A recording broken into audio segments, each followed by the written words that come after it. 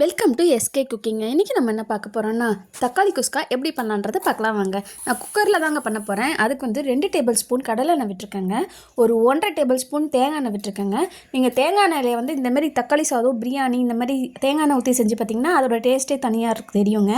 இப்போ நல்லா எண்ணெய் காஞ்சதுக்கப்புறம் ஒரு 5 கிராம்பு, 2 பட்டை, 1 ஸ்டாரு, ஒரு பிரிஞ்சி இலை ஆட் பண்ணியிருக்கேன். நல்லா வதக்குனதுக்கப்புறம் ஒரு 2 வெங்காயம், பெரிய வெங்காயம் நீட் வகத்தில் கட் பண்ணி வச்சுருக்கேங்க.